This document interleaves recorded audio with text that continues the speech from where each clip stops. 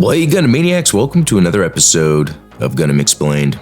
I know when I first watched the original 0079, Mobile Suit Gundam, in the beginning, you have the three Zaku mobile suits that are heading to the colony. I always thought they looked goofy. I've brought this up before, but there's actually some interesting lore behind their designs that kind of explain everything. So yeah, let's jump in. Federation machines like the RX-78-2 Gundam look angular, symmetrical, and almost heroic. Meanwhile, Zeon machines like the Zaku 2 look rounded, industrial, and sometimes even monstrous. But this difference isn't just visual design, it reflects two completely different approaches to engineering, battlefield doctrine, and the circumstances under which each faction developed its mobile suits in the first place. The most important factor is that Zeon pioneered mobile suit technology. Machines like the early MS-05 Zaku 1 were developed before the Federation had even begun their own mobile suit programs. Because of this, Zeon engineers had to solve many problems from scratch. Sensor placement, power distribution, pilot visibility, armor shape, and thruster layout. Their designs evolved through practical battlefield iteration, not theoretical planning. This is why Zeon suits often look mechanical and utilitarian rather than refined. And as we can see here, we have a list thanks to gundamguy.blogspot.com. I'll have the link in the description below. But this is just a cool visual, just to kind of show some general, and obviously there's canon, non-canon, different sources of things, but just to get a good basic look of kind of the Zeon designs as they've evolved during their basic iterations. And I find it very interesting to think that the Principality of Zeon had to come up with a lot of this technology to work in the first place, whereas the Federation had the upper hand because they were able to start later with more developed technology. One of the most distinctive Zeon features is the mono-eye sensor. Instead of multiple cameras like Federation suits, Zeon mobile suits use a single, movable optical sensor mounted on a rail. This system appears on units like the Zaku 2, the GUF, the Dom. The mono-eye design has several advantages: a wide horizontal scanning range, fewer sensor components, easier armor protection. Rather than turning the entire head to see targets, the mono-eye can slide across its track, scanning the battlefield quickly. This makes it both effective and durable.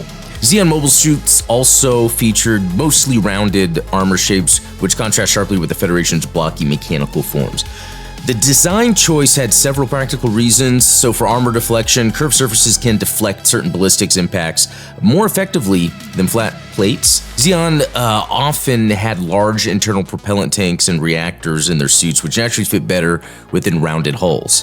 And early Zeon production favored cast armor segments, which tended to produce curved shapes. So this gives Zeon machines their distinctive, industrial, almost organic appearance. By contrast, the Federation had developed mobile suits later under the Project V program, which produced the gun cannon, the gun tank, and the Gundam itself. Because they were able to study the captured Zeon technology, the Federation approached mobile suit development differently, because their machines emphasized modular components, angular armor plates, multiple sensor arrays, and standardized production parts.